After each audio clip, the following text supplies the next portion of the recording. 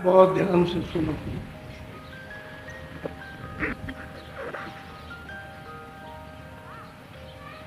इसमें जो खेल है मनुष्य शरीर में, वो तो सूरत का खेल है। दोनों आंखों के मध्य में बीचों बीच में सूरत बैठी है। उसके चारों तरफ चार घेरा डाल के पड़े हुए, मन बुद्धि चित्त और अहंकार।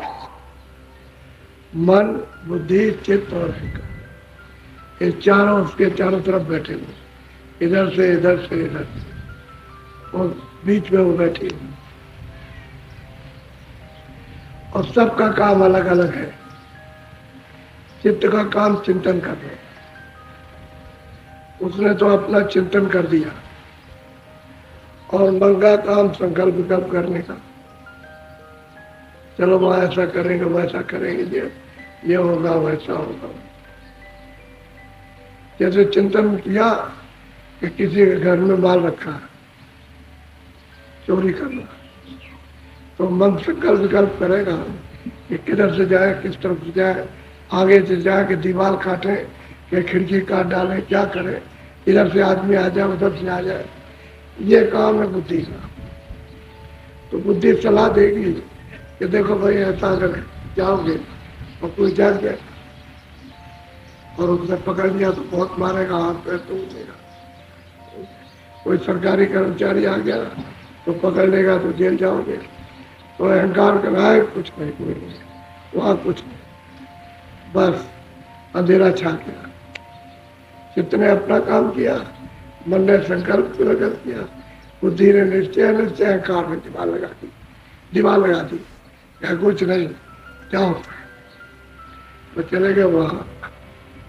जब गांव वालों ने घेर लिया और जब पिटाई हुई उनकी, तो बुद्धि कहते भाई मैंने तो कहा था कि कोई पकड़ लेगा, मारेगा, पीटेगा, तो बड़ी बेइज्जती होगी, अब क्या करें। अहंकार ने दीवार लगा दी। ये चार चीजें हैं, मन बुद्धि चित्त और अहंकार। ये चारों तुम सूरत के साथ बैठे हैं। अच्छा, अगर सूरत की धार हृदय चक्र में, इंद्रिय द्वार में, नाभि कमल में, हृदय में और कंठ में, ये सूरत की धार यानी प्रकाश नीचे उतर के फैली हुई है, उसका प्रकाश। तो अब इनका काम क्या है, मन बुद्धि चित्त का, कि उसी धार के नीचे उतर जाते हैं और इंद्रियों के दरवाजे में बैठ जाते हैं और सब विषयों का रस लेंगे। अब ये इसके आदि हो गए। और इंद्रिया जो है उस सामने जो चीज होती है उसकी आदि हो गई। तो इंद्रिया उसको नहीं छोड़ती कि हम तो देखेंगे, कानों से सुनेंगे, हम ये करेंगे वो करेंगे।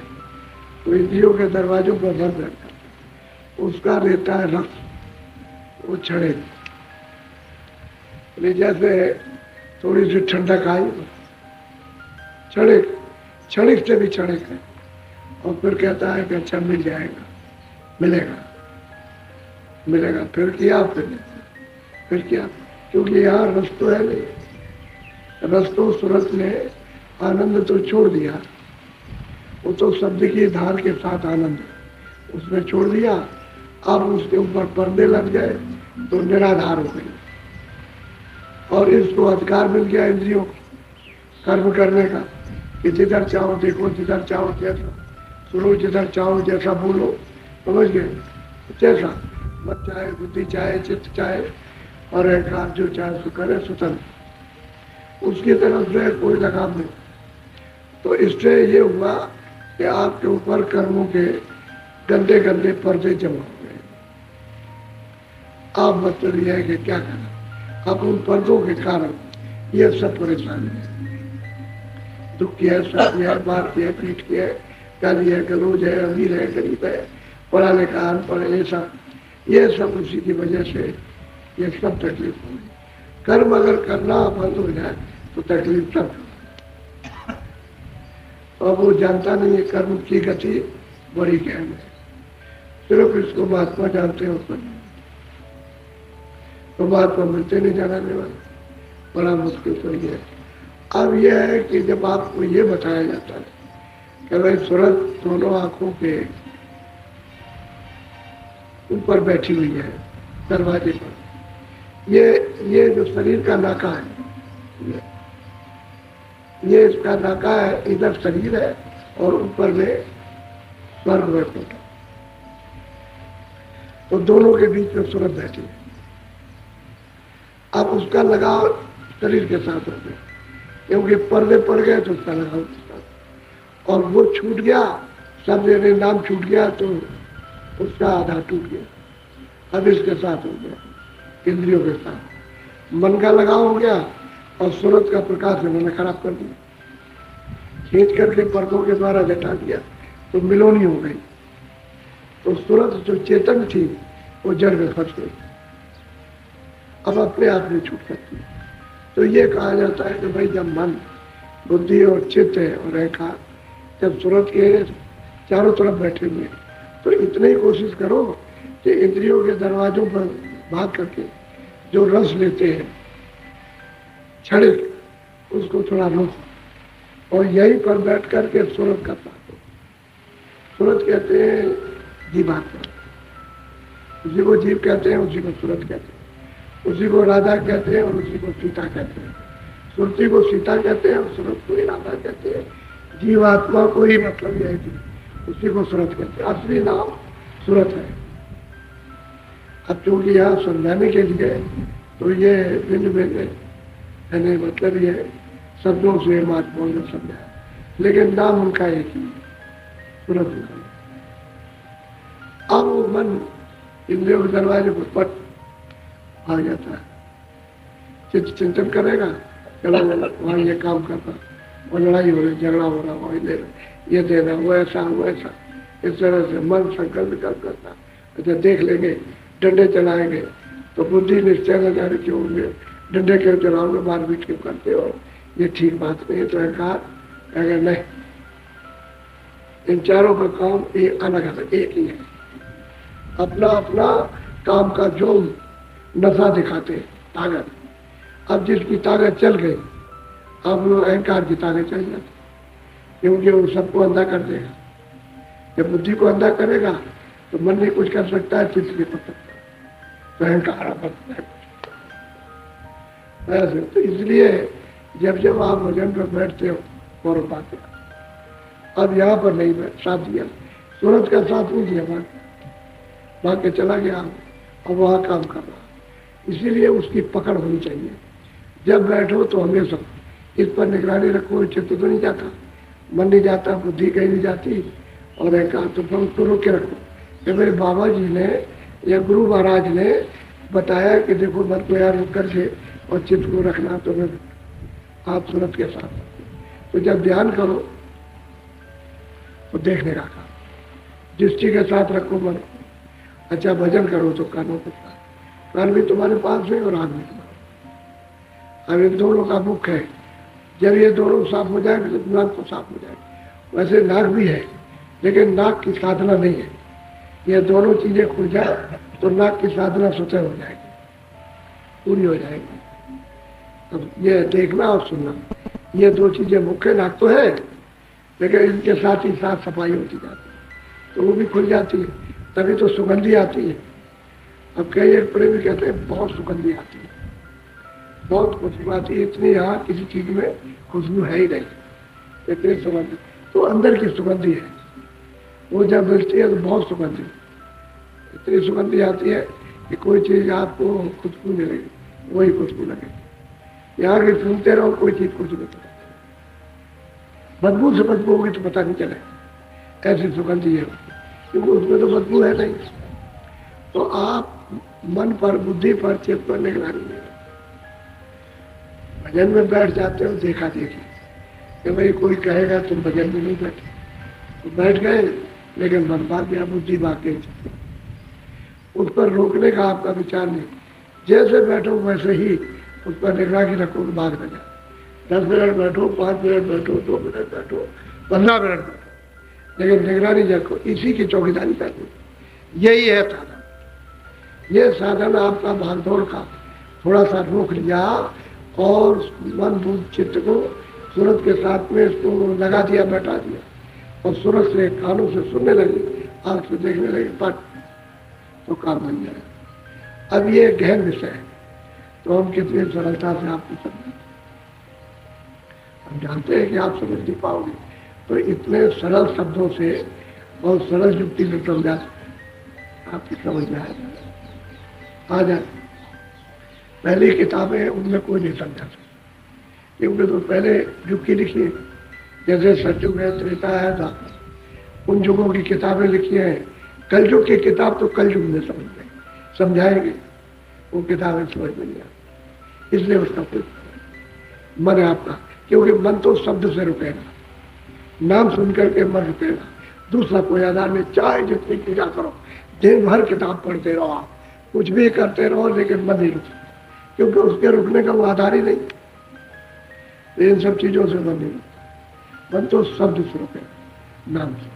जब आसमानी आवाज, नाम जब शब्द सुनाई देगा, तब उसमें रस है, तो जब रस लेने लगेगा तो इससे पैदा रस आए, आनंद है। ये तो क्षणिक है, और उसमें स्थिरता तभी रुकता। तो आदत के बस होके फिर भी जुग जुग की आदत पड़ी है भागने की, तो फिर भी आप उतना आनंद लेते हुए भागते। उसमें निगरानी तो धीरे धीरे जब अस्थाई इसका जब जमा हो जाता है सूरत और मन के साथ में, तो सूरत में आ जाती है ताकत, शक्ति आ जाती है। उसको जब ज्ञान होता है तो बुद्धि उसके सामने कुछ नहीं कर सकती। बुद्धि भी निर्मल हो जाएगी, मन भी निर्मल, चित्त भी निर्मल हो जाएगा, अहंकार भी, इनका साथ दे दें। अब ये आप जब भजन करते हो, ध्यान या सुमरन करते हो, बनवाना चाहिए। तो सुमरन तो आप मन नहीं रहेगा तो कौन करेगा? मन बुद्धि चित्त को साफ करने के लिए तो सुमरन होता है, और सूरत को साफ करने के लिए भजन। तो आप दोनों में से एक भी काम नहीं करते, न मन साफ करने का बुद्धि चित्त सुमरन करते हो, और न आप सूरत को साफ करने का शब्द सुनते हो, तो दोनों में से एक भी काम नहीं। तो कुछ बनेगा कहते थोड़ा किया करो। अब जिन जिन सुरतों ने अपने महापुरुषों के पास रह करके उनके सत्संग सुन के आदेश का पालन करके, और जैसा जैसा बताया वैसा मन बुद्धि चित्त को रख करके, और जब उन्होंने भजन किया और जो जो प्राप्त किया वो सुनाते। ये तो कलयुग में किया, सतयुग का तो है नहीं। सतयुग त्रेता द्वापर में तो संत आए नहीं। संत तो प्रगट में जीव कल्याण के लिए अभी कलयुग में आए, आना शुरू हुआ, वो भी 700 वर्ष पहले नहीं, 700 वर्ष के पहले नहीं अंदर। तो आप बताओ कि किताबों का कौन प्रमाण देगा? परे के लोग सतयुग त्रेता द्वापर के तो जान नहीं सकते। अब कलयुग का जो पार, आर पार, इस पार से उस पार जो जान, वो तो बताएगा। जो जानता नहीं होगा ना इस पार उस पार, ना इस पार का ना उस पार, कुछ नहीं बताएगा। तो बहुत प्रेम से आप सुनिए।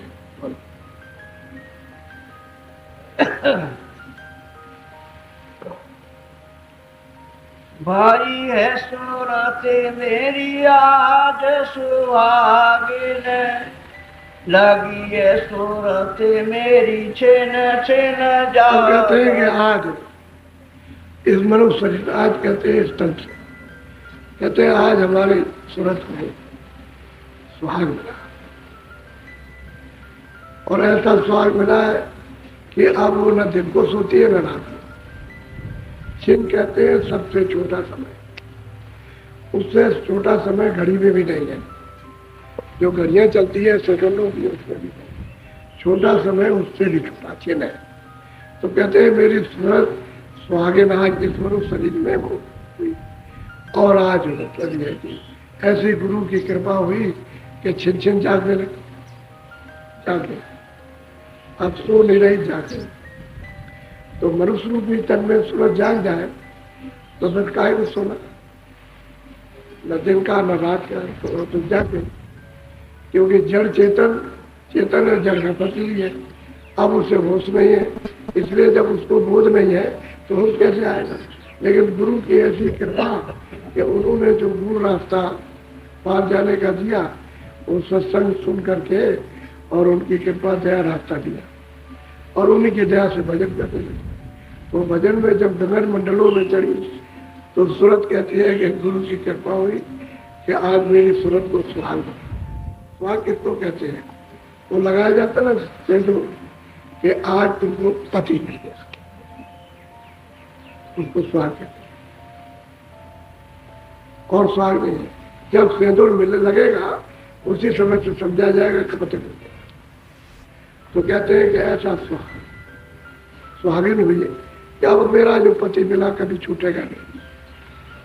और मेरे पति के यहाँ कोई जन्म मरण होता है न जन्म न मरण, ऐसे पति के साथ हाथ और उससे लग करके उसको पा करके छिल जाती, न सोती हो न जाए।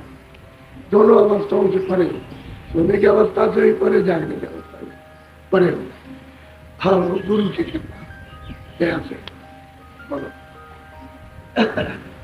स्वामी स्वामी लगी है पुकारन, राधा राधा नाम समा। हम कहते हैं कि स्वामी स्वामी, राधा सूरत को कहते हैं और स्वामी मालिक का नाम। कोई राधा कोई स्त्री नहीं है, राधा कोई सीता नहीं है।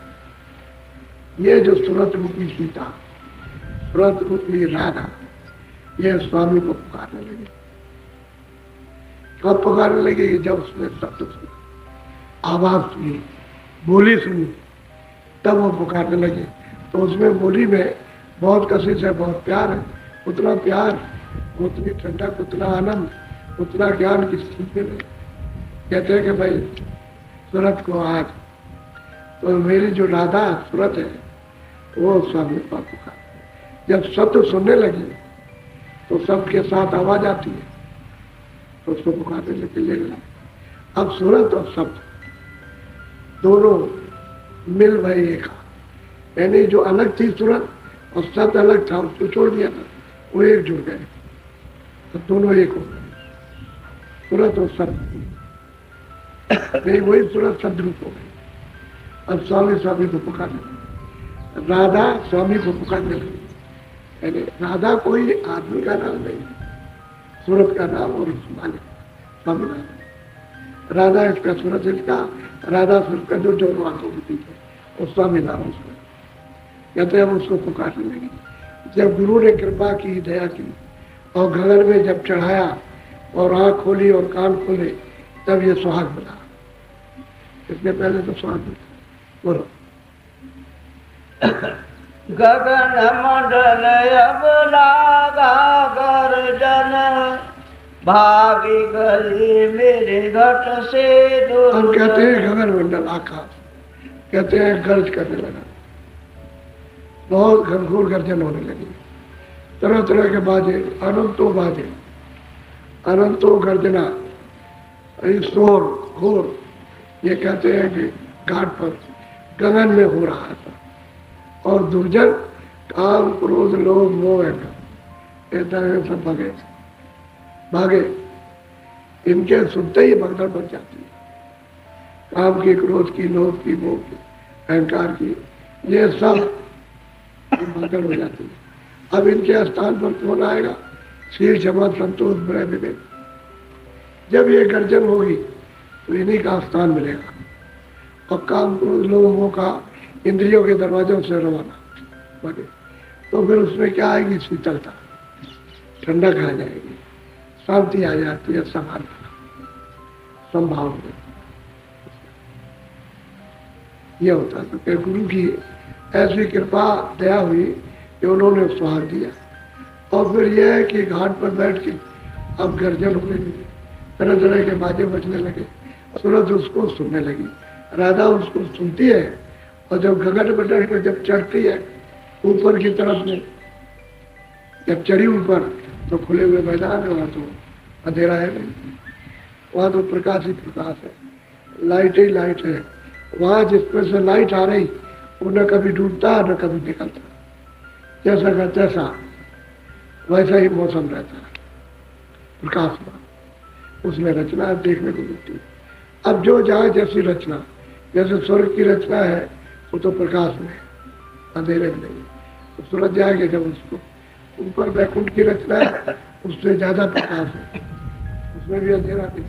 और ऊपर में जो सूक्ष्म लोग है उसमें सैजल कवच में ईश्वर की रचना है, तो प्रकाशी में बैठेंगे, वहां भी कोई अंधेरा नहीं कि भाई कोई सुबह शाम सूरज निकला। सुबह शाम तो सूरज इस शरीर इन आंखों के लिए निकलता है, क्योंकि जो आवरण आपको पड़ा हुआ उसी के लिए प्रतिबिंब है, वो प्रतिबिंब पर्दे में पड़ता है वही। और ये तुम जानते नहीं हो कि पृथ्वी कैसे घूम रही है, इस तरह से पूरा चक्कर लगा रही है, पूरे मंडल घूम रहे हैं, ये भी पूरा घूम रहा, मृत्यु पूरा स्वर्ग भी घूम रहा, वैकुंठ भी घूम रहा, ईश्वर का लोक भी घूम रहा, ऊपर में ब्रह्म ब्रह्मांड है वो भी सब के सब घूम रहे हैं, इस तरह धुरा के ऊपर सब घूम रहे हैं। इस तरह वो स्थिति देखने को जो जलवा है वो विचित्र अद्भुत है, वो तो आँख खोलने पर ही दिखाई देता है, ऐसे पता नहीं होता, अनुमान होता है, लेकिन वो भी महात्माओं ने योगियों ने बताया, योगियों ने जो कुछ देखा नीचे का वो बताया, और ऊपर का दूसरा स्वाद पर सब जानते। तो अब गर्जन लगा, इतनी गर्जन होती है दूसरी कोई आवाज नहीं सुनाई और कोई आवाज, तो फिर जब बाहर की आवाज नहीं सुनेगा तो लोग कहते हैं कि बहरा हो गया। बहरा कहते भाई बहरा तो नहीं हो गए, लेकिन इतनी आवाज आ रही, अब वो बता नहीं सकता, क्योंकि उसको मना किया कि अगर बताएगा आवाजों को बंद हो जाएगी। तो बताते नहीं, तो जब बाहर सुनाई नहीं देता तो कहते हैं बहरा है, सुनता है लेकिन उसे बहरा बताते हैं। तो उससे कहा जाता है तुम बहरे ही बने रहो, अच्छा रहेगा, किसी की बात तो तुम पर असर नहीं करेगी, कोई गाली देगा, कुछ कहेगा, कुछ डांटेगा, फटकारेगा, तो तुम मतलब ये है कि ऐसे खड़े रहो। अब सुन लिया और सुनी कर दिया और अपनी आवाजें सुनते रहे, वो जो घोर शोर होना, सब गगन में पूरा का पूरा मंडल एकदम से गर्जन करना, तरह तरह की भांत भांत की गर्जना हो गई, एक से एक अद्भुत आश्चर्य में। अब सूरज कहते हैं गुरु ने ऐसी कृपा की कि दुर्जनों को भी मारा, और सूरज जी ने राधा सीता को जगाया। अब शब्द के साथ लग करके और पुकारने लगे, स्वामी सब तन मन मैंने की नायर्पण, लगी सूरत अब सतगुरु चरणन। अब कहते हैं तन, तन कहते हैं शरीर, और मन कहते हैं जो बैठा है इंद्रियों के दरवाजों पर। वैसे तो बैठक ही है, लेकिन मतलब यह है कि वो इंद्रियों के दरवाजों पर जब उसको अहंकार आया तो अंधेरे में चला जाता, फिर वो ज्ञान शून्य हो जाता। तो कहते हैं कि हमने क्या किया कि तन और मन को गुरु के चरणों, गगन में चरण।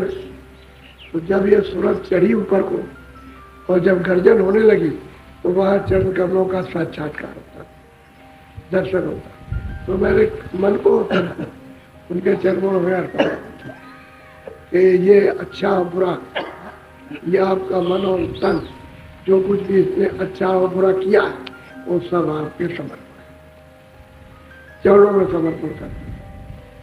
वहां जब समर्पण कर देता है तो स्वीकार कर देते, तब धुलाई कर देते, माफ कर देते, उसको कहते हैं साफ कर देते। तो मन भी साफ, बुद्धि भी साफ, चित्त भी, और ये जितने गंदगी अंतःकरण में ये भी साफ, और इसी दरवाजे में सूरत बैठी है वो भी साफ हो जाती, तभी तो ऊपर चढ़ेगी, सफाई हो जाएगी, तब तो गगन का घोष सुनेगी, आकाश मंडल में होगा तो भात भात की बाड़ियां हो रही हैं। उनको देव बाड़ी कहो, आकाश बाड़ी कहो, ईश्वर की बाड़ी कहो, ब्रह्म बाड़ी कहो, पार ब्रह्म की बाड़ी कहो, सब सुनाई देती। तो कहते हैं गुरु की कृपा हो गई, उनकी दया हो गई कि मैंने तन और मन को अर्पण कर दिया उसके चरणों। और सूरत अब छिन छिन शब्द के साथ अब न रात को सोती न दिन को सोती। बोलो नाम थाल और बाती सुमिरन, जोते जोत वाली में। कहते हैं कि नाम का तो थाली बनाई, शब्द की तो उसने थाली बनाई, और जो उसमें से प्रकाश निकलना उसकी होती है, उसमें तो कोई मतलब है तेल बत्ती और रुई की जरूरत है नहीं, तो अपने आप जल गई। तो शब्द है, उसमें से प्रकाश निकल रहा, भांत भांत का उसमें से प्रकाश निकल रहा तरह तरह। तो कहते हैं उसकी हमने प्रकाश की ज्योति बना और उसी में रखा। अब वो दृष्टि से आरती करती है, दृष्टि से, क्योंकि सूरज शब्द में जब ले होगी तो ये भी तो शब्द होगी, लेकिन कहाँ तक आरती करेगी? जब तक ये पिंजरे में रहेगी। एक पिंजरा उसका ये मनुष्य में, दूसरा पिंजरा है लिंग शरीर। जब इंद्रिय चतुष्संताकरण और मन और बुद्धि और चित्त अहंकार और रजोगुण तमोगुण सत्व, 17 तत्व, और फिर उसके बाद एक पिंजरा है 9 तत्वों का, शब्द स्पर्श रूप रसगंध और मन और बुद्धि और चित्त और अहंकार। तो एक ये हो गया उसका सोच, और कारण जो है उसका पर्दा। सूरत का तन है, वैसे तो चेतन है, लेकिन शब्द स्पर्श रूप रसगंध। अब ये अलग अलग लीलाएं होती रहती है। सुनते हैं इतने तन में बंद है, एक तो ये तन, फिर वो स्वर्ग वैकुंठ में, फिर ईश्वर के लोक में, फिर ऊपर में ब्रह्म के लोक में। उधर जब सूरत अपने उस कारण पिंजरे से निकलती है, उस तन से निकलती है, तो सतरूप में, तो यहाँ तक तो आरती वो करेगी दृष्टि से आरती करेगी। और फिर जब ऊपर, जब शब्द की धार में ब्रह्म के ऊपर पार ब्रह्म में जब शब्द की धार में मिलती, तो सतरूप में, इसी में से प्रकाश निकलता है।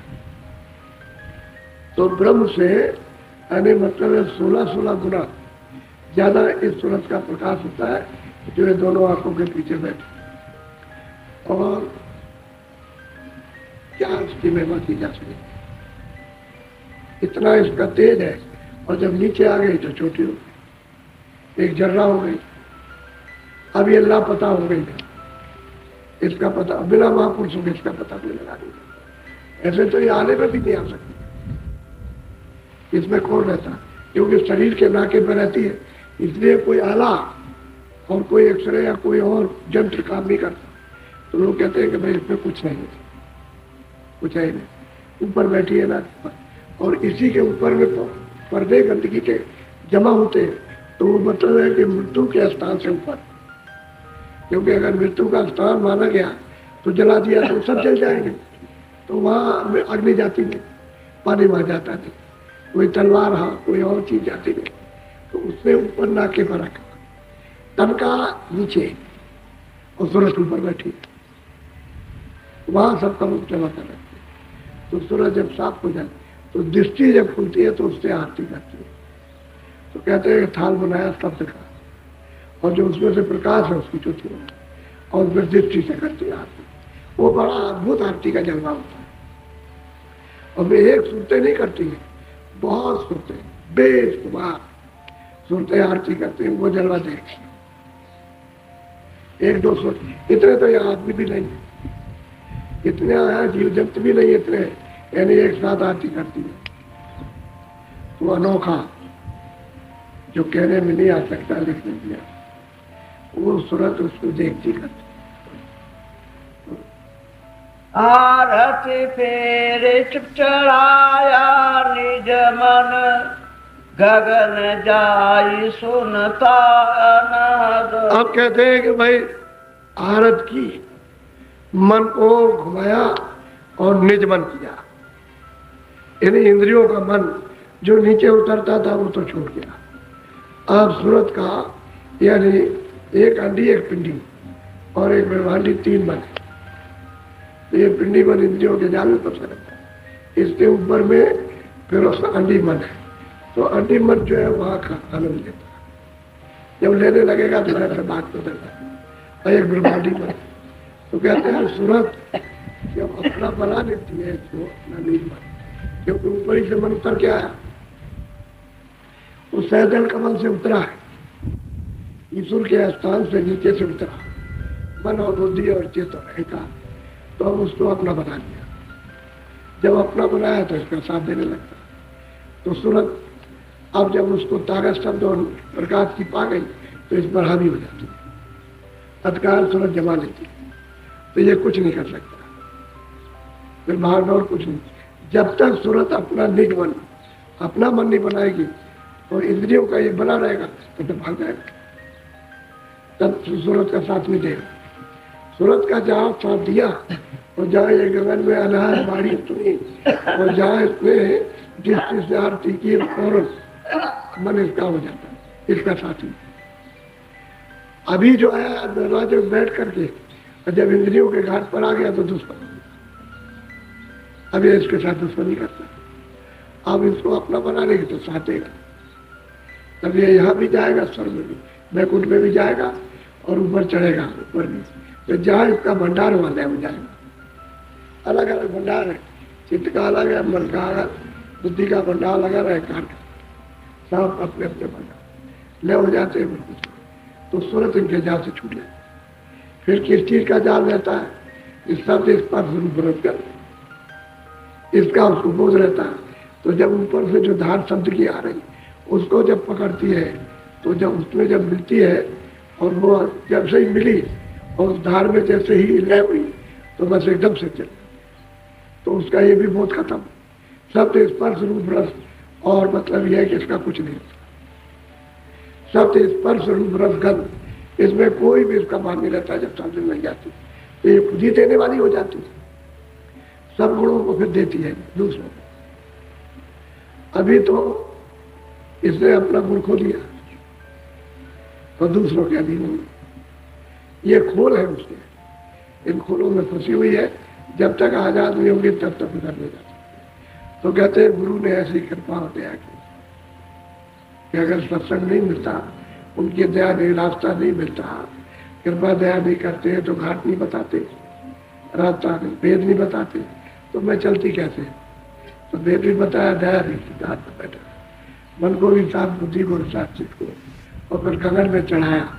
बड़ा साथ साथ अपने को बता रहे कि सब काम किसने किया? गुरु ने किया। बोलो संत कृपा पाया पद पूरन, करम भरम डाले कर चूरन। कहते हैं कि संतों की कृपा दया हो गई कि उन्होंने हमारे सब कर्मों को चूर कर दिया, खत्म कर दिया, सब खत्म कर दिया, कुछ भी नहीं रहेगा। और हमको पद पूर्ण, यानी जहां हमारा घर था वही हमको पहुंचा दिया।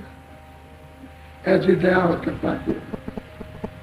अगर उनकी दया संतों की न होती तो मुझे ये पूर्ण पद, पूर्ण स्थान वो कैसे सत्संग का होता, तो वहां पहुंच के सतपुरुष का कैसे दर्शन होता? क्योंकि सतपुरुष तो यहाँ कभी आते नहीं, न कभी आएंगे न कभी आए।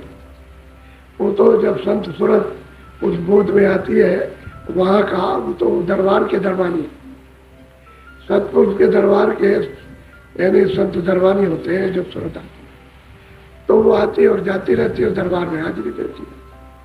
तो जो जहाँ हाजिरी देता है उस दरबार का दरबानी, अगर उसकी खैरफाई करो, उसकी सेवा करो तो ले जाए। अरे भाई किसी सिपाही से मिलो तो सिपाही किसी बड़े अधिकारी के पास आता जाता, कहेगा साहब हम मिला सकते, वैसे नहीं मिलेगा अधिकारी, हम तो कहना भाई भाई तुम्हारी बड़ी मेहरबानी हो जाएगी, तुम हमको जरा उनका दर्शन करा दो, तो ले जाके उनके सामने हाजिर कर दो, भाई तुम्हारी बड़ी कृपा हो गई।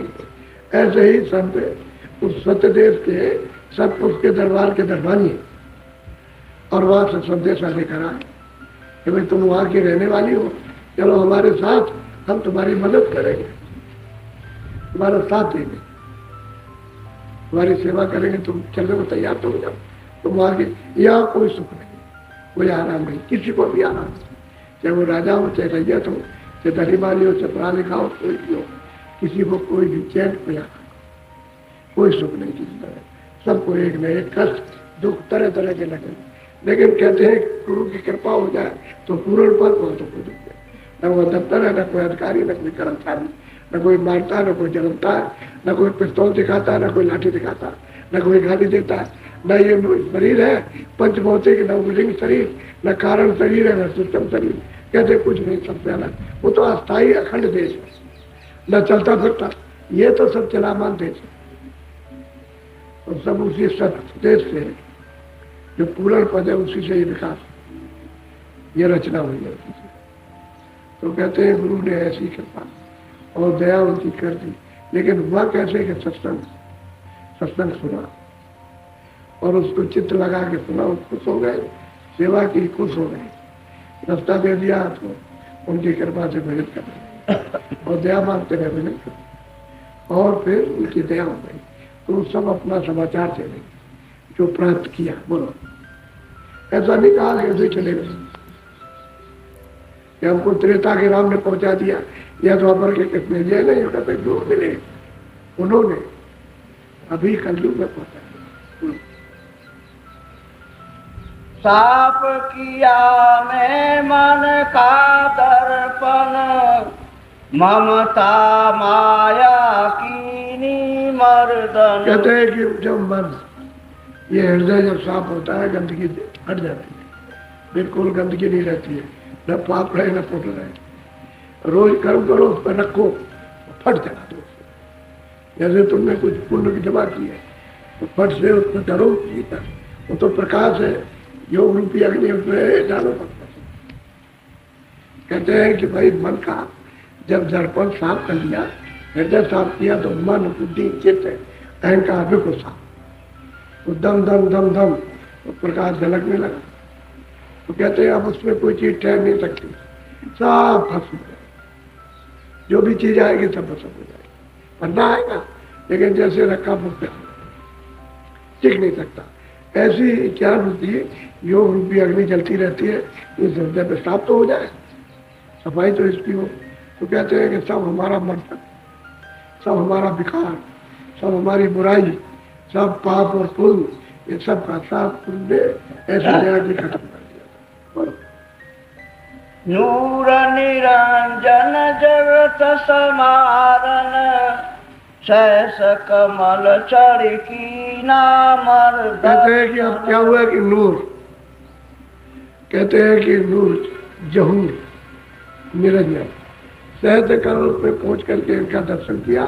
ये इनका लोक है, इनको राज मिला। सत्पुरुष ने सत्य देश से, सतलोक से इनको राज दिया कि तुम 3 लोक के राजा हो। ये पिंड अंड सूक्ष्म लोग, ये 3 लोगों का उनको राज दिया। तो नूर जहूर, यानी नूर को मैंने देखा, वो कहा से दल कमल में, तो मैंने उनका दर्शन किया। कहते हैं तीनों लोगों का जो कुछ भी उनका बनाया हुआ विधान था, पाप और उनका सबको मर्दन कर दिया, सबको जला दिया। अब उनके देश का कोई हमारे ऊपर कर्जा नहीं, ऐसी गुरु की कृपा हुई कि सब कर्जा पाप, कोई पाप नहीं। तो जब कर्जा ही नहीं रहेगा तो लेन देन खत्म हो गया, फिर क्यों जन्मेगा, क्यों मरेगा, क्यों 84 जाएगा, क्यों मनुष्य शरीर में आएगा, न मनुष्य शरीर में आएगा, न 84 जाएगा, न जन्मेगा, न मरेगा। अब सहजल कमल को जब प्राप्त कर लिया, तो इन्हीं का तो ये देश है, तो उनके देश के सब कर्म खत्म हो गए, खत्म हो गए। ऊपर में, इसके ऊपर में फिर ब्रह्म देश है। तो ये जो है आत्मा शक्ति है निरंजन भगवान, सहजल कमल बैठे, उनका ये राज है। ऊपर में माया ब्रह्म का राज, उस सहजल कमल के ऊपर, वो 3 लोग के ऊपर है, वो उनका राज है। कहते हैं वहां ये झगड़ा नहीं है, न कर्मों का झगड़ा है और न मन बुद्धि न चित्त का इसका, और न 3 लोग के मालिक का झगड़ा। जो सहजल कमल में जिनका नाम निरंजन, नूर जहूर निरंजन हम पाया, कहते हैं हमको गुरु कृपा से मिला। और जितना भी इनके लोग का झगड़ा था सब खत्म, पाप और पुण्य जो कुछ भी कर जाता कुछ सब छूट गया। अब स्रोत कहती है सब छूट गया, कुछ नहीं, ये सब यहाँ का चुका। कहते हमने दर्शन किए। तो जब वो खुद चिल्ला रही कि हमने दर्शन किया, तो आपको भी हो सकता है, अरे इसी मनुष्य शरीर हमने पाया, यानी सेवकों ने भी पाया और जो महापुरुष आए उन्होंने भी पाया। वो तो आते ही है इसी को बताने दिखाने के लिए, और जो यहाँ जिनको पकड़ते हैं उनको ले चलते हैं, उनको भी दिखाते हैं। तो कहते हैं हमको गुरु की कृपा से मिला, हमने कहा। कोई कहे भाई तुमने 3 लोग के मालिक का, निरंजन का, खुदा का, जिसको घाट कहते हैं हिंदू, उनको इनको परमात्मा कहते हैं। कहते हमने पाया, हमने चढ़ करके देखा। हाँ सहजल का बैठे, कैसे जाओगे? कहते गगन में चढ़ोगे और तरह तरह की आवाजें सुनोगे, घूर बचेगा। इनकी आवाज सुनाई दी, इनके मुख से घंटा संग बजता, तला धन दबादब बज रहा और तीनों लोगों को मनुष्य शरीर नहीं बज रहा, लेकिन सुनाई कब देगा? जब तेरे कान खुल जाए तब सुनाई देता। कान अगर बंद रहेगा तो नहीं सुनाएगा। तीनों लोगों में घंटा बजेगा, यहाँ पिंडलोक में, अंड में, सूक्ष्म लोक में, उसके परे फिर इनका नहीं है, इनकी आवाज नहीं तो नीचे। तो कहते हैं इनको 3 लोग का राज। अब वो कहते हैं हमने बोलो। सोई द्वार ना का लगी जाकर। अब कहते हैं कि ये ऐसा पर्दा है तीनों लोगों का कि वो दरवाजा जो ऊपर जाने का है, ऊपर की तरफ, वो तो सब बंद कर रखा हो। कहते हैं कि सुई की नोक होती है, उसके हजारों हिस्से कर दिए जाए, उससे भी छोटा दरवाजा। तो अब वो जब गुरु ने बताया कि ऐसा आकाश दिखाई देगा प्रकाश का, उसमें तुम इस तरह का दृष्टि से तुम देखोगे तो दरवाजा तुमको जरा सा पता चलेगा। तो वहाँ दरवाजे पे दृष्टि जमा के रख, तो वहाँ तो दिखाई देता है। जैसे ये आकाश में से अभी तो उजाला है तो आपको दिखाई दे रहा, लेकिन कुछ दिखाई तो नहीं देता। ऐसे ही प्रकाश दिखाई देता है, तो नीचे, लेकिन ऊपर देखिए तो प्रकाश दिखाई देगा आकाश में। तो कहते हैं सुई की नोक, उससे भी बहुत छोटा हुआ आकाश।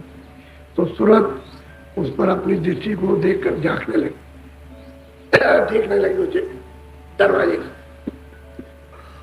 बहुत छोटा है, कोई अगर बताने वाला नहीं मिलेगा तो उसको कोई जान नहीं। ऐसा उसने आकाश बना रखा, प्रकाश ही प्रकाश का है। वो जो है प्रकाश बहुत है, प्रकाश की तो कोई यहाँ से तुलना ही नहीं। स्वर्ग वैकुंठ में कुछ भी प्रकाश नहीं है, इतना प्रकाश है। अब वो भेद जिसको मालूम है वो बताएगा कि ऊपर की तरफ देखो तो वो तुमको दिखाई देगा जो बहुत भारी है। अब सूर्य दृष्टि इतनी बारीक हो जाती है, सूरज की दृष्टि जब ये साफ होती है इतनी सूक्ष्म होती है, इतनी सूक्ष्म बारीक होती है कि फट से दरवाजे को पकड़ लेती है और उसमें बैठ के झांकने लगती है।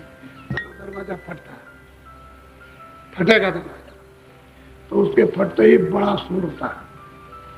तो नीचे की आवाजें तो कुछ नहीं है, जो ऊपर का शोर घोर होगा वो बहुत ज्यादा होता है, उसका यहाँ कोई प्रमाण नहीं, इतना घोर शोर होता है। तो सूरज उस पर खड़े होकर के झांकती है। तो गुरु ने बताया कि इसके पार चलो, ये फूट जाएगा, अंडा है फूट जाएगा, ये 3 लोग का अंडा है फूट जाएगा और सबसे फूटे चला जाए। पाप अनंत हुए जाकर। अब वो जितने भी पाप क्रियामान प्रारब्ध वो तो रखे जाएंगे, लेकिन क्रिया संचित कर्म और प्रारब्ध, ये प्रारब्ध रहेगा, क्रियामान कर्म साथ हो जाएगा। क्योंकि प्रारब्ध अगर खत्म कर दी जाए तो डोरी टूटती है, शरीर उसी समय खत्म हो जाएगा। तो क्रियामान कर्म साथ और जो संचित का भंडार जो ऊपर है जब उस सब खत्म, कुछ नहीं आठ रहती, सब खत्म, बस इतनी रहती है शब्द स्पर्श रूप रस, सबका बोध स्पर्श का बोध रस का बोध कर, ये 5 चीजों का उसको बोध रहता है। लेकिन वो खत्म कब हो जाता है?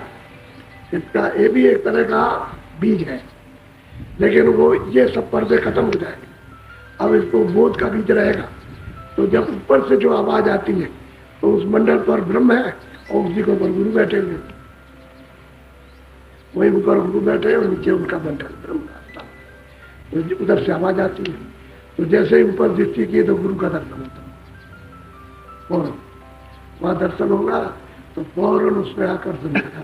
क्योंकि वो जो यहाँ लेने आए वो हमें मिलेंगे, जो यहाँ लेने आते वहां मिलेंगे, उनको आप वहां पहचान लेंगे। नहीं और कोई आ जाए तो कैसे पहचाने? जो यहाँ मिलेगा वहां मिलेगा, और वो ऊपर आता जाता नहीं होगा तो नहीं मिलेगा, नहीं वो ऊपर मिलेगा, हर मंडलों पर मिलेगा। तो जब उसको देखा तो खिंच गया, जैसे ही खिंचा तो ऊपर से आवाज आ गई, तो वो आवाज इन आवाजों से बहुत तेज। तो जब उस धार में उस आवाज में जैसे ही सूरत मिली बस सदरूप, जब सदरूप हो जाएगी तो स्नान करती है, आगे मान सरोवर बिना सद्रूप हुए सूरज मानसरोवर में स्नान नहीं कर सकते। और वहां सब सोते मानसरोवर में स्नान करते और बेशुमार सोते।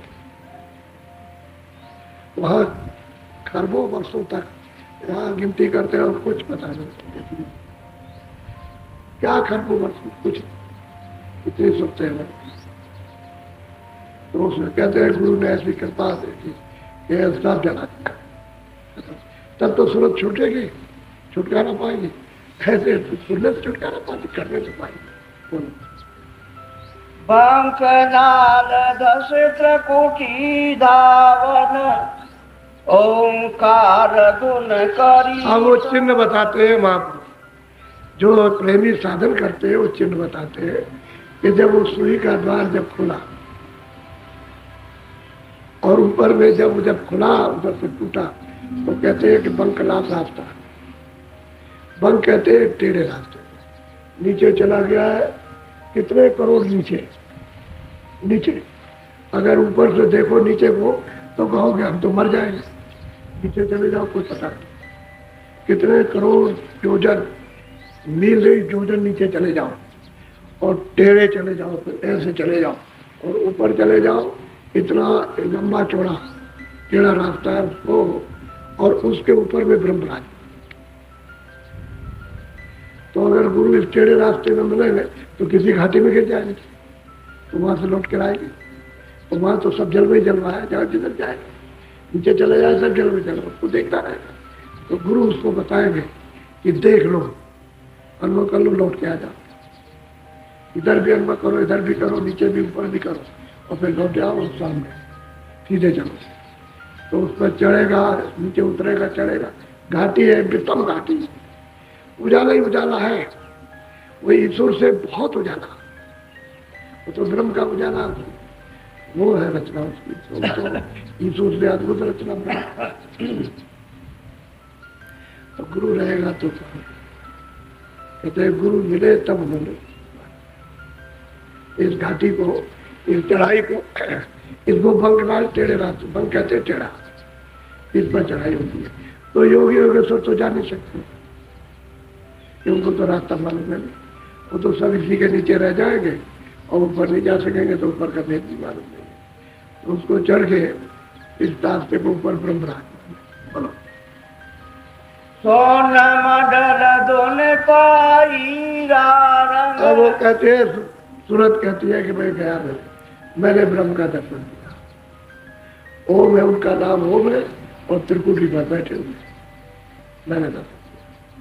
वो तो ये नहीं कहते ईश्वर का मैंने दर्शन किया। नीचे सैदल कमल में उनको ईश्वर कहते हुए बैठे हुए, तीन लोग का राज किया। ऊपर में ब्रह्म में बैठे के मैंने त्रिकुटी में का दर्शन। कहते हैं कि फिर जब ऊपर चढ़ी तो मैंने नारंग धुन सुनी, तो वो ऊपर पार ब्रह्म। तो धुन को सुनेगा तभी तो पकड़ के जाए। बगैर आवाज को यदि पकड़े हुए ऊपर नहीं जा सकता, वही आवाज पकड़े तो पकड़ के चढ़ाई करेगा। और आवाज नहीं पकड़ेगा, उसमें लय नहीं होगा तो सूरज चढ़ नहीं सकती, क्योंकि उसके प्रकाश को, उसकी आवाज को प्रभाव कैसे करेगी? वो बाहरी पर फेंक देगी आवाज। तो उसमें गुरु बताते हैं कि इसमें लय हो जाओ, आवाज को पकड़ो। और इतनी सुरीली आवाज कि नीचे की आवाजों से सबसे मधुर आवाज की, उसमें मधुरता में, उसकी शक्ति में, आकर्षण में फौरन सूरत खिंच जाती, उसमें लय हो जाती। जब आवाज में लय होगी किगरी सारंगी के, तब ये शब्द रूप हो जाते। तो यही इसी को कहते हैं महात्मा पौड़ी कि सीढ़ी बना रखी है, ऐसे पकड़ो घाट पे, ऐसे पकड़ो, ऊपर से आवाज आएगी उसको पकड़ो, फिर वो बताएगा कि इसको पकड़ के चलो। और आवाज छोड़ दो, नीचे की आवाजें बहुत है, स्वर्ग की है, बैकुंठ की है, ये नीचे आवाजें बजती रहती है, ये बाजे बजते रहते हैं, तरह तरह के लीले तमाशे इनके होते रहते हैं, तरह तरह के बिना, तरह तरह के झाग मजीरे अद्भुत अद्भुत बजते हैं। तो ये आवाजें नीचे की, जब घंटे की आवाज पकड़ोगे तो स्पंद हो जाएगी, नीचे की आवाज का पता। उस तीन लोग की आवाज, तो तीन लोग तो बहुत बड़ा लोग है, वो स्वर्ग बैठो उनसे बहुत बड़ा, यहाँ बैठे लोग से ये तो कुछ भी नहीं, उसकी पकड़ियों पकड़ियों में लोग हैं। तो कहते हैं जब उस आवाज को सुनोगे तो बस। तो यही है चढ़ने की सीढ़ी, जिसमें से आवाज निकल रही है वो जब आवाज सुनाएगा और जब पकड़ेगा, खींचेगा, पकड़ के चढ़ोगे तो उसी का साक्षात्कार होगा, क्योंकि उसी में से वो आवाज आ रही। और जब वहां पहुंच जाओगे तो ऊपर से आवाज आ रही, उसका तार लगा, क्योंकि वो भी तो उसी आवाज पर टिका हुआ है। ईश्वर भी तो ऊपर की आवाज पर टिका है, तो उसकी आवाज पर टिका है। और जो ब्रह्म है ऊपर की आवाज पर, और पार ब्रह्म है उसके ऊपर की आवाज पर। क्योंकि आवाज अगर नहीं रहेगी, शब्द नहीं रहेगा, तो टिकेंगे किस पर? रुकने की तो कोई जगह नहीं, वही शब्द ही रुकने की जगह है। तो इनका शब्द ये है, इसी तरह से स्वरूपों को उतार के ले आए। एक आवाज से मतलब नीचे उतार दिया, एक आवाज छूट गई। ऐसे चढ़ाई होती है, ऊपर जाओगे तब दूसरी आवाज पकड़ोगे, दूसरी जाओगे तो तीसरी पकड़ोगे, तीसरे में जाओगे तो चौथा पकड़ोगे। ऐसे आवाज दर्श, सीढ़ी दर्श, यानी मंजिल दर्श। ये मंजिलें हैं, ये इस पर चढ़ना पड़ेगा। तो वो इशारा कर रहे हैं, ये रास्ते के निशान है। बताया तो कुछ नहीं है, निशान तो बहुत है, लेकिन ये खास खास निशान सुरतों के चढ़ने के, तो उसको बता रहे सारे। और जो वहाँ है वो तो बता नहीं सकता, कोई इशारा करते। तो अब सूरज जो देख रही है वो सब उनको सुना रही कि मैंने ऐसा किया। बोलो। हंसन चंद्र चौक जा देखा चांदन, हंसन रूप धरे मन भाव। कहते हैं कि वो चंद्र चांदनी, वो तो मतलब है उसका रूप ही चांद की तरह से। कहते हैं कि मैंने उसको देखा और वहां सब हंस रहे थे, सब हंस रहे। वो तो वहां के राजा के पार, और जितनी सुनते रहती है सब हंस रहे। कुलों में तो है नहीं, सब हंस रहती है और सब उनकी आरती करते रहते। तो सूरज को तो ऊपर जाना है, यहाँ तो रुकना नहीं। तो कहते हैं मैंने उसको देखा, उस चौक को भी देखा, हंसों को भी देखा, मानसरोवर में स्नान भी किया, और जो पार ब्रह्म विराजमान उनको भी देखा। तो कहते हैं हमने देखा। अब गुरु ने आगे बताया था भाई तुमको आगे चलना है, तो वो बता रहे कि तुम आगे चल के जो हमने देखा उसको भी सुनिए। आप बोलो। महासोन सागर चली नावन, सूरत मिली जाए माँ चेतन। कहते हैं कि इस मैदान में पार ब्रह्म के ऊपर बहुत दूर जाने पर, यानी बहुत दूर जाने पर, कितने खरबों योजन जाने पर, एक योजन का 4 कोस होता है, वो किलोमीटर और मील नहीं, एक योजन का 4 कोस। कितने खरबों योजन ऊपर जाने पर जब नाका मिलेगा तो वहां त्रिवेणी संगम है। जो भी सुनते जाएंगे पहले उस संगम में, त्रिवेणी जो संगम है उसमें नहाना है, उस धारा में नहाना है। ऐसे कितने लोग और कितने त्रिलोकियां और कितने ब्रह्म और कितने मतलब यह है कि आपके ईश्वर और कितने स्वर्ग में कितना लोग, उसमें एक बार भी सब छोड़ दिया जाए ऐसे करके तो पता ही नहीं चलेगा कि कहाँ चले गए। इतना बड़ा त्रिवेणी संगम है, लंबा चौड़ा। कहते हैं उसमें सुनते स्नान करते। तो वो महासुंद का इसके बाद मैदान में गया। खरबों खरबों योजन, यानी नीचे चले जाओ ऊपर चले जाओ, कितने खरबों योजन, नीचे जाओ ऊपर जाओ दाएं जाओ बाएं जाओ, वो मैदान का कोई अंत नहीं। इतना लंबा चौड़ा मैदान है। अब इसके ऊपर में पर भंवर गुफा, उसी को सूरत कहती है कि मैंने वहां पर उसको देखा, मैंने त्रिवेणी संगम में स्नान किया, मैं उस महासुंद के मैदान में चली। महासुंद तो जो स्थान है तो बहुत दूर है। कहते हैं मैं उस मैदान में चली, तो मैदान की महिमा कर रही है कि उसकी लीला और तमाशे कैसे हैं। ये नीचे के कुछ नहीं है। बोलो। भमर गुफा द्वारा अति पावन, दोने मुरली जा बजत। अब वो तुरंत कहते हैं कि ऐसी गुरु की कृपा पूर्ण पुरुष की हो गई कि भमर गुफा स्थान मिल गया। उस पर मतलब यह है कि वो 100 पुरुष मुरली बजा रहे। अखंड मुजरी बज रही है। अब ये इन्हीं को कहते हैं महाकाल। कहते हैं सूरत कहती है मैंने उनको देखा, मैंने पाया। मैं भगवान गुफा स्थान पर पहुंची और वहां मुरली मैंने सुनी और उनको देखा कि जिसमें से बज रही है उसी रूप में से बज रही और वो असल में श्वेत सूर्य है, सफेद है। सूरत कहती है कि मैंने इनको देखा, मैंने बोलो हंसन शोभा मन बिगसावन सोन सोन धुन अति प्रेम बड़ा। कहते हैं कि भाई जब उस धुन को सुना और हंस मंडलियों को देखा, अद्भुत अद्भुत, वहां तो ऐसे दृष्ट होते रहते। एक आंखों का एक पलक मराइए तो अरबों जोजन का आपको दृष्ट दिखाई देगा, अरबों जोजन लगते। और कितने उनके चौड़े कितने हैं कुछ नहीं कहा। ऐसा सीन, ऐसा दृश्य।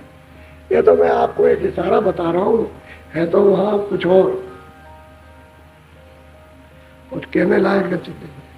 कहते हैं कि ये उस मंडल पर हंसों के साथ में चौथ मौज ये वहां होता रहता है। और सूरत जो सतगुरु है वो कहते हैं अरे भाई तो यहाँ देख तो ले सब, अभी आगे चलना है, चलो बोलो।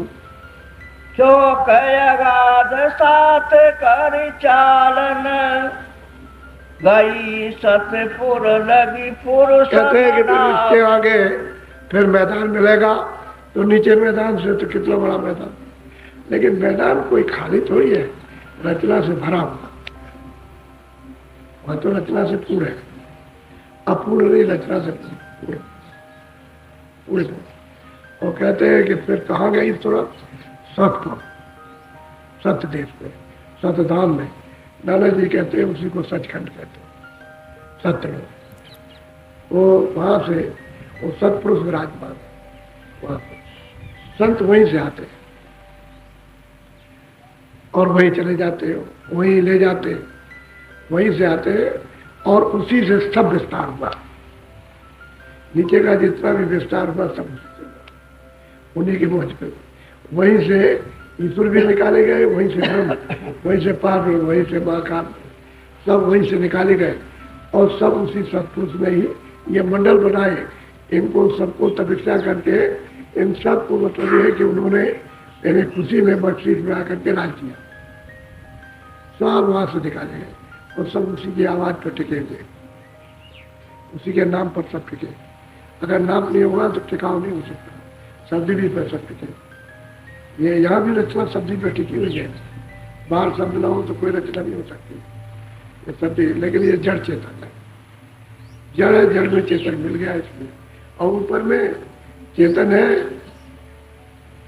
ये खोल नहीं है, जल पृथ्वी अग्नि वायु आकाश, वो मतलब लिंग खोल है, उसकी रचना है। तो ये स्थूल रचना है, वहां शक्ति की रचना।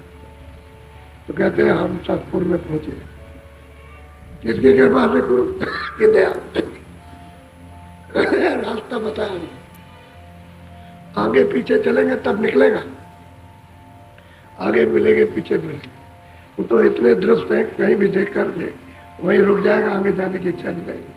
तो गुरु आगे न ले जाए, ले जाने वाला तो हट नहीं सकता, जा नहीं सकता। तुम जब छोटी चीज इतना समझाने पर नहीं छोड़ते हो, ये जो तुम्हारा साथ नहीं देते हो, पकड़े रहते हो कि नहीं हम जब जाएंगे तो साथ में चलेंगे। अरे भाई ये कोई साथ आने लगती, जब ये साथ में जाएगा तो ये क्या जाएगा बेटी, लेकिन उसको पकड़ने में जबरदस्ती। तो वहां तो चेतन जलवा है, उसको देखते देखते उसको छोड़ता है, छोड़ेगा नहीं। गुरु रहेगा कहे नहीं, अरे आगे तुम्हारा देश तो आगे है, तुम्हारा घर तुम्हारे साथी आगे है, तुम्हारा मालिक आगे या नहीं है। जिसने सब विस्तार किया वो तो आगे मिलेगा या नहीं मिलेगा। यहाँ तो उसी का विस्तार किया हो, तो उसके विस्तार में क्यों आते हो? अरे अपने घर में चलो जहाँ से तुम्हारा विकास हुआ। तो इन सब लोगों का विकास वहीं से हुआ और वहीं से आपका विकास हुआ। उस सतलोक से, सचखंड से, सतपुर से ही आप सब आए। और ये ईश्वर ब्रह्म, पार ब्रह्म, सब ये देवी देवता जितने भी स्वर वैकुंठ के जितने भी सुनते जीव जन 84 में सब वहीं से आए। दूसरा कोई होता, उसने तो एक छोटा सा उस सागर से जरा सा दे दिया भंडार। इतने में क्या होता, सागर में क्या पता चलेगा, उतना दे दिया। लोटा अगर नदी में से पानी दे दो क्या पता, तुम पानी के घड़े दे दो तुम तालाब भर दो, क्या मान लो, वो तो समुद्र है। तो समुद्र में से छोड़ा था, एक दे दिया पता, तो इतना हो गया, इतना विस्तार हो गया, और वो कितना अपार था, वो कयास में नहीं आ सकता, और कागजों पर लिखा नहीं जा सकता। पैमाइश इसकी कोई है नहीं, गिनती नहीं है। पैमाइश कहते होगी, जब गिनती होगी तब तो आपकी गिनती सब खत्म। चौथा लोकत लोकी कारण। अब वो कहती है सूरत कि जब मैं वहां गई और चौथे पद में पहुंची, सतपुरुष का दीदार दर्शन किया, तो ये पता चला कि तीनों लोग किसका कारण है, कि सतपुरुष का। अगर ये ना होते तो उसको क्या राज होता, इन्होंने ही तो उसको भेजा है, और 3 लोग का मालिक यहाँ से अंदर कवर में उन्हीं की आवाज पर बैठे हुए, वो तो आवाज ऐसे घूम रही है सर। सतलोक तो नहीं घूम रहा, लेकिन ये नीचे का धुरा पड़ा हुआ घूम रहा है। ऊपर तो उसका राउंड बहुत तेज है, ऊपर तो उसके तो नाप पे आ ही नहीं सकता। ये नीचे का तो मतलब है कि कुछ अनुमान भी लगा दिया जाए कि वो नीचे का होता, वो भी आप इस सूरज चांद सितारों से इसका अनुमान लगाओ कि भाई है, लेकिन कितना चक्कर इसका लग रहा है ऐसे करके। तो सभी लोग घूम रहे हैं, आप जिस पृथ्वी घूमे पूरी घूम रहे हैं, पूरा सूरज चांद सितारे सब घूम रहे हैं, पूरा पश्चिम सब घूम रहा है। इसलिए आपको ये पता चलता पूरा विधि है। नहीं अगर कहीं तुम खड़े रहो और तुमको ऐसा कर दिया जाए तो पश्चिम से पूरा हो जाए, और पूरा से पश्चिम हो जाए, तो तुम्हारा कुछ समझ में नहीं आता। पूरा का पूरा राउंड पूरा त्रिलोकी घूम रही है, त्रिलोकी भी घूम रही, ऊपर का ब्रह्म भी घूम रहा, और पूरा पार ब्रह्म पूरा। तो कहते हैं कि भाई सतपुरुष का कारण तो ये है, सब कुछ दिया तो इन्होंने, सतपुरुष रचना तो इनकी है, राज उनको दे दिया भाई तुम राज करो, खुश हो गए। कोई चीज अगर आप सेवा करो, खुश हो जाए, दे दे, तो आपका क्या अधिकार है, उसको तोड़ दें, उसको कोड़ करके कूद डाले, आपको उसमें क्या अधिकार। अगर आप लेना चाहते हो कि भाई तुमने तो फूल दिया है, ये हमको दे दो, हम फिर बना देंगे, तो आप दे सकते हो, तो लेकिन दी हुई चीज ले नहीं सकते जबरदस्ती, नहीं हम ले लेंगे ऐसा करके, ये नहीं, ये मालिक का काम नहीं है, जुक्ति से लेगा। तो सुबतों को जबरदस्ती नहीं ले जाएगा, खुशी से। तो महापुरुषों से प्रेम करो तो खुशी से ले जाएगा, और जबरदस्ती नहीं कर तो सकते हैं, लेकिन तुम कहोगे काल है, हम हमारा नाश कर दिया, और कर दिया, और कसाई हो गए, ये हो गए, ऐसा तो प्रेम से ले जाए, प्यार से।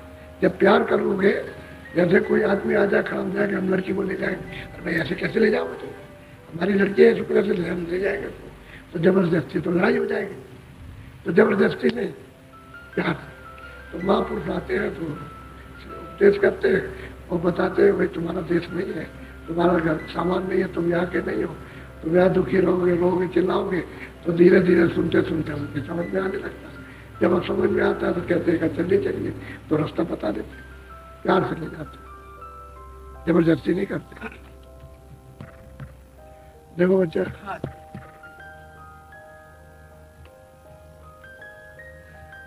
बोलो जोर से। संत बसे जीव करे उबारन। कहते हैं कि वो संत वहाँ सत्य देश में हमेशा रहते हैं, आते जाते हैं, और वो आकर के जीवों का उबार करते हैं, जीवों को यहाँ जगा करके मदद करके यहाँ से ले जाते हैं। तो कितनी मदद करना, आपके इतने इतने बुरे बुरे कर्म है, उनको कैसे कैसे धोते हैं तो उनको मालूम, धोने में कितनी, तो जैसे पहाड़ लगे हैं, इन पहाड़ों से भी ज्यादा ढेर आपका लगा हुआ कर्मों का। अब इतना साफ करते हैं, तभी जीव को ले जाते हैं, घर उबार करते हैं, छुड़ाते हैं इस काल से जाल से। अब तो उन्होंने दे दिया ना, तो रोकने का क्या किया था, रोकने का यही काम किया कि जब तक उन्होंने शरीर दिया था तब तक तो कोई बात नहीं थी, कि उधर से शब्द पकड़ के आए थे, और शब्द पकड़े हुए थे, तो फौरन जैसे ही माँ के गर्भ में आए, शब्द सुन रहे थे, देख रहे थे, आँख खुली थी, कान खुले थे, 9 महीने का बच्चा आया तो सज्जू की जोड़ी सब क्या था, परम पद के अधिकारी सब थे। उस समय पर कोई झगड़ा झंझट नहीं था, सीधे। अब यह है कि श्वासें जो श्वास दी थी उन्होंने, वो 1 लाख बरस की दी थी, श्वासों की पूंजी 1 लाख बरस की, तो 1 लाख बरस तक आप श्वासें खत्म करेंगे, बस इतना था। लेकिन यह है कि आप आते जाते थे बराबर, जगे हुए से कोई सो नहीं रहा था। और सतयुग में सत्कर्म था। और प्राण किसमें थे? हड्डी में थे। आप जहाँ हड्डी रहेगी तब तक प्राण है। तो जब लाख वर्ष पूरा हो जाएगा तो आपकी श्वास खत्म हो गई, तो आप सीधे वापस लौट गए। जब देखा कि कई खेपें निकल गई, ये चली गई सब, तो फिर उन्होंने देखा तो हमने तपस्या की बड़ी मुश्किल से, हमने मांगा हमारा तो राजू चल जाएगा। तब फिर उन्होंने अपनी शक्तियाँ भेजी और झगड़ा यहाँ से पड़े। और शक्तियों के द्वारा यानी उनसे यहाँ पृथ्वी पर जब समाधि लगवाएंगे तो उनको वेदवाणी सुनाएंगे, तो ये कहेंगे तुम कागज पर लिखो, यानी जो भी चीज होगी उस पर लिख डालो, पूरा विधान बनेगा। तो यहाँ का विधान बनेगा, विधान बन जाएगा तो सुनाया जाएगा, आपको अधिकार दिया जाएगा। तो जब एक दूसरे के साथ करोगे, लेना देना, ये वो, मारना पीटना, गाली गलौज, तो फिर ये कर्म चढ़ेंगे, उस पर भी आप पर लेने देने का, मार पीट का, तो सब अच्छे बुरे सब कर्म चढ़ेंगे, तो लेन देन हो जाएगा। अब यहाँ का जो विधान है उसमें जो आपको जमा किया वो यहीं से बंधन होगा, यहीं से जाना आना बंद हो गया। अब संतों ने देखा वहां से सत्पुरुष ने पूछ दिया कि वो तो जीव सब गए थे, कोई आ नहीं आ रहा, तो संतों को भेजा कि जाओ उनको मदद करो, जगाओ उनको, और जगह के साथ साथ उनके जो तुम्हारा कहना माने उसको ले आओ। और वहाँ तो बहुत तकलीफ है, बड़ा दंड मिल रहा, तब वो सब करा। आपको तो शब्दों के बारे में कुछ नहीं मालूम, वो जानते ही नहीं। वो तो जो सूरज चढ़ती है उसे पता चलता है, जो इसको पकड़े हुए उसे क्या मालूम, कुछ पता नहीं। और इस देश में है क्या? कुछ नहीं। बोलो। अलख लोक एक पुरुष विराजन, बैठे अचरज धार। कहते हैं कि अब वो सूरज कहते हैं कि सत्लोक के ऊपर सत्पुरुष का निसार किया, उसके ऊपर अलग पुरुष है। कहते हैं बिल्कुल एकदम से, और इनसे भी बहुत बड़े, और इनका बहुत बड़ा धन। कहते हैं हमने उनको नहीं देखा, अचरजी रूप धारण किए। अब उनका न कोई नाम बताता और न कोई बटन रूप बताता, देखता है। चलो बोलो। जिस आगे फिर अगम निहारन। अब वो सूरत कहती है फिर मैं आगे गई तो वहां अगम पुरुष को देखा, अगम पुरुष को निहारा, यानी देखा तो अगम लोग और बिगड़ा। ये तीनों लोग, अगम लोग और अलग लोग और सत्य लोग, ये सब के सब मतलब एक मौत एक रस है। छोटे बड़े तो जरूर है लेकिन स्वतंत्र है, आगे अनाभित। बोलो। अब यह नाम का क्या करूं छानन, सैन कही सूरत कहते हैं मैं वहां जब गई, अनाम पुरुष का दीदार दर्शन किया, तो मैं इसको क्या क्या चुप हो गई। कहते हैं कि जो कुछ भी शहर में इशारे में कुछ जरा सा कुछ मतलब है कह दिया, बाकी वहाँ कोई कुछ कह नहीं सकता, वो सबका सज्जन। गोस्वामी महाराज तुम्हारे सातकांड रामायण में लिखते हैं कि एक अनिया अनामा आगे सच्चिदानंद प्रभु धामा, वही एक अनिया अनाम है। पहले वो एक ही था, उसी से अगम पुरुष, उसी से अलग पुरुष, सत्य। ये रचना का विस्तार जितना भी है, तीनों देश उसको एक रस बनाए। अनामी धाम अलग है, ये एक ही रस है जो सतलोक में सूरत पहुंच जाएगी, ऊपर जाएगी, वहां रोक टोक कुछ भी नहीं, सब सबसे जाएगी, जो भी पहुंचेगी वहां जाएगी। वो तीनों देश एक रस है, अनामी धाम अलग है। तो कहते हैं कि मैंने तो जो कुछ देखा वो मतलब कुछ कहन सुनने से अलग है, कोई बाड़ी से नहीं कह सकता है सारा नहीं, कहते हैं संकेत दिया, वो सबका सज्जन है। एक अनिया रामा आगे सच्चिदानंद प्रभु धामा। तो तुलसीदास जी ने भी प्राप्त किया, मीराबाई ने भी उसको प्राप्त किया। अब आप उसमें चौपाइयों में कुछ लगा दो या उनकी कड़ियों में कुछ लगा दीजिए या किसी तो अलग बात हो गई, लेकिन उन्होंने उसको पाया, रैदास जी ने उसको पाया, नारायण जी ने उसको पाया। बहुत महात्मा आए, हजारों की तादाद, कई हजार आ चुके 700 वर्ष के अंदर, तो सब ने उसको प्राप्त किया। और जिन्हें को रास्ता बताया प्रभु ने बताया। अब वो तो प्राप्त कर प्रेम चिल्ला रहे, हमने उसको पाया।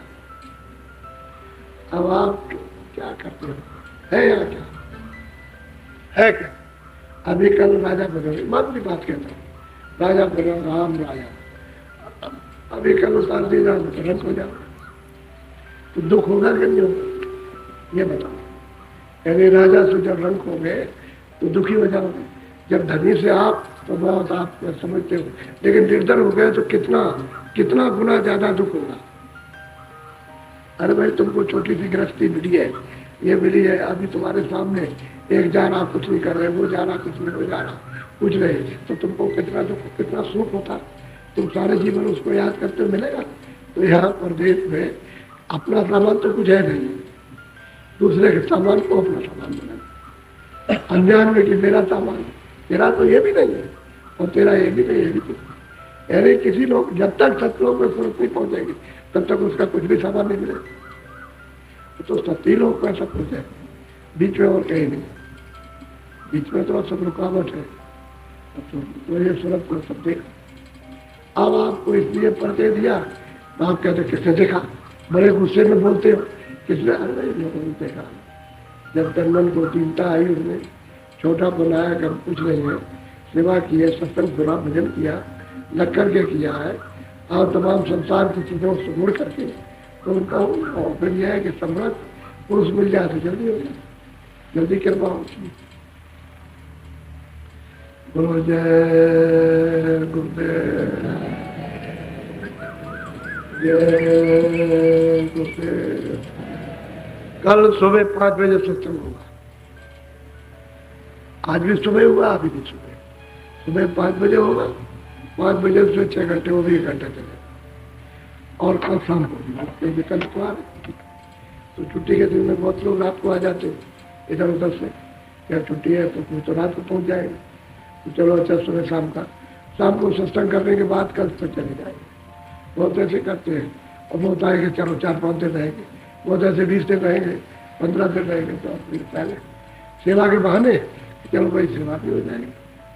हम तो यहाँ रहते नहीं थे, 10 दिन 15 दिन रहे, बाकी नहीं, तो यहाँ कुछ तो काम हो नहीं सकता, कुछ नहीं, आपके बैठने की जगह झोपड़ी भी नहीं बन सकती थी। अभी तो अभी आपके सामने ठीक है, मैदान में आकर के पेड़ भी नहीं सकते, या ऐसे मैदान में आकर के ऐसे तो देखा कि भाई बहुत लोग आने लगे, तो फिर मैं रुक गया। तो अब पूर्णिमा पे 2 साल पूरे हो जाएंगे, मैं नहीं गया कहीं, यही है।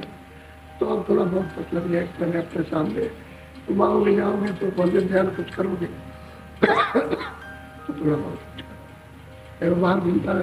मैंने बहुत आदमी को जगाया, सब प्रांतों में बहुत काम किया।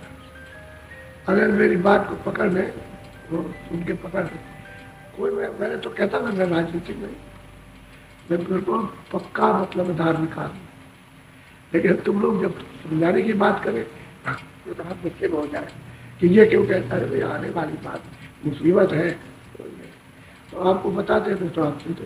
इस सब पर बताइए एक एक मुसीबत मैंने सब प्रांतों में सुनाई कि तुम लिख करके रखो और ये सब आगे आएगा, सबने लिख करके रखा है।